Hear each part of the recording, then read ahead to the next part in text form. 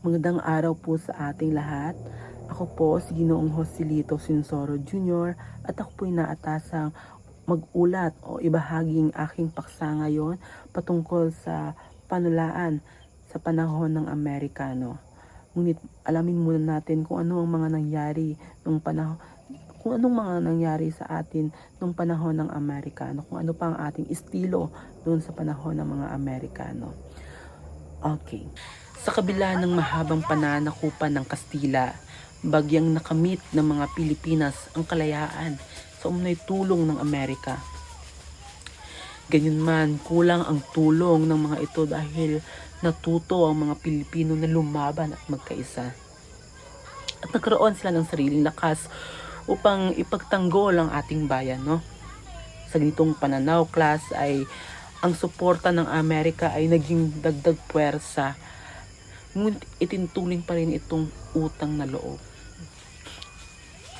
Sa panahon ng Amerikano ay nagsimulang umusbong ang panulaang Pilipino na may bagong anyo. Diba? May bagong anyo ang araw na ang panulaang ang araw na iyon. Pinayaman ng mga panunulat na panulaan sa pamamagitan ng siyempre ang paggamit ng wikang Ingles at sa pag-aangkop ng mga estilo tulad ng tula na may sukat at may tugma. Siyempre naging paraan ito ng pagpapahayag ng damdamin ng mga Pilipino mula sa bayan, pag-ibig at pangarap sa kalayaan. Hanggang sa tuligsa sa mga kaaway o sa pag-aapi. Class, si Francisco Balagtas ang umangat ang kanyang pangalan dahil sa larangan ng panunulan. Alam nyo ba yan? Diba alam na natin yan, no? Dahil sa kanyang tanyag na kilala nyo itong nobela niyang Florante at Laura. Ang akda ito ay hindi lamang isang kwentong pag-ibig, kundi isang masining na paglalarawan sa pagdurusa, matinding damdamin at makabayan. Lalong-lalo na ang akdang ito ay nakasulat sa maraming emosyon at itinuring itong Balmaceda bilang isang uring nangungunang pango ng panulaang liriko. Isang uri ng tula na nagpapahayag ng matinding damdamin at saloobin. Dahil sa natanging kontribusyon niya, kinalala siya bilang hari ng panulaang Tagalog. Alam natin yan dahil marami na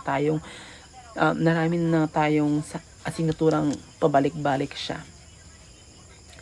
Ang kakayahan niyang pagsamahin ng ang damdamin at aral at siyempre ang malikhaing iminasyon niya habang siya ay sumusulat nito ay naglagay sa kanya sa pinakamataas na makatang Pilipino. Tunay nga na napakahusay ni Francisco Balagtas, no? At hindi natin madidinay ang kanyang akdang Florante at Laura na nakapaloob dito, na ibabahagi dito ang kanyang emosyon at napakahusay malikhaing pagsusulat nito. Ikalawang makata naman, class, ay si Jose de la Cruz o kilalang si Joseng Sisiw. Tinawag siyang gantong palayaw dahil sisiw kasi ang hiningi niya bilang bayad sa paggawa ng tula. Wow, napakabait. Ipinapakita nito ang pagiging simple, no, sa kababaang loob bilang makata. Pero hindi ito natatabunan ng kanyang bigat ng kanyang kontribusyon sa panulaan. Mahusay niya talaga siya, class. At kinikilala siya bilang hari ng Makata ng Katagalugan dahil sa kanyang lawak o kanyang malaking contribution sa pagtutula. Kahanga-hanga rin ang kanyang self-taught, no? Yung sarili niyang pag-aaral sa doktrina Kristyana, filosofiya at teolohiya na naghubog sa kanyang pananalita at pananaw sa buhay. Isa rin siya sa mga may akda ng mga tanyag na korido tulad ng Bernardo Capio at siyempre ang Ibong Ardarna. Mga akdang naging bahagi ng ating kulturang Filipino, of course. Dahil doon hinangaan siya ng ni Francisco Balagtas ang kanyang manunulat, no? Dahil sa kanyang larangan ng pagtula. Nakilala siya sa bilang Seng Sisiw dahil sa kanyang bitin patay na estilo o technique, no? Sa kanyang technique talaga yung mga bitin. Pero may makahusayan ang ritmo at ang kanyang tugma at ang kanyang mga salitang ginamit. Diba? Sa ikatlo namang manunulat ay si Lope K. Santos. Alam natin, kilala natin yan dahil siya ay isa sa mga malaking taga-ambag ng panitikan ng wikang Filipino. Kilala siya sa kanyang akdang Ang Panggingera na nagpapakita ng kanyang maluwag na natural at mahimig na estilo sa larangan, no?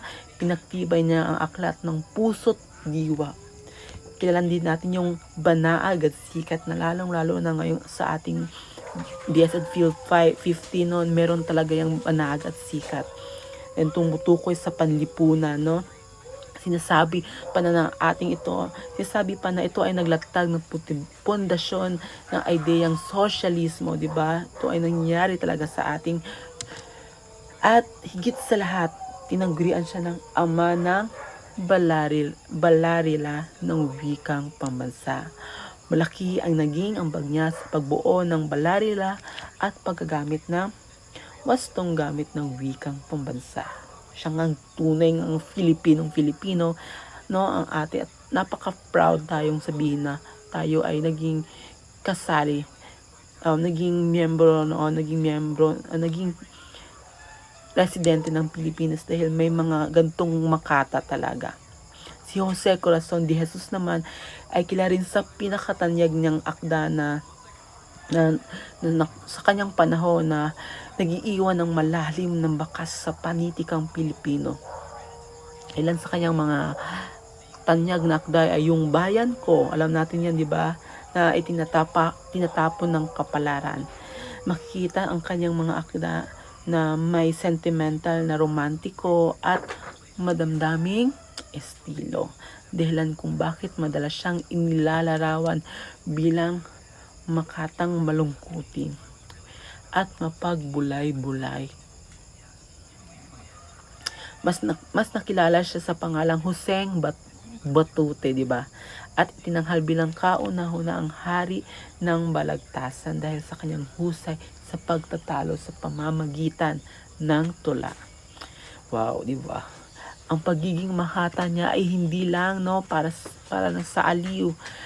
Ginagamit niya ito upang ipahayag ang kanyang damdamin at hinaing ng bayan. Ang kanyang pinakatanyag, di ba, klase, ay at Yung Bayan Ko na hindi lamang sumisimbolo sa pangmakabayan noong panahon ng kolonyalismo, kundi ito ay naging kasaysayan, no? Kasaysayan lalo na sa panahon ng EDSA, no, yung revolusyon ng EDSA, sa pamamagitan ng kanyang tinig na nagmamahayag at naghahangad ng kalayaan, syempre, at ng katarungan also. Ayun lamang po ang aking pagbabahagian dahil ipagpapatuloy po ni Christine Tampos ang mga ibang manunulat po, no, sa panahon ng Amerikano at also din po sa panulaan sa panahon ng kasalukuyan. Maraming salamat po at sana'y nakakuha po kayo ng mga konting kaalaman galing po sa akin. At sana po'y mag-ingat kayo palagi.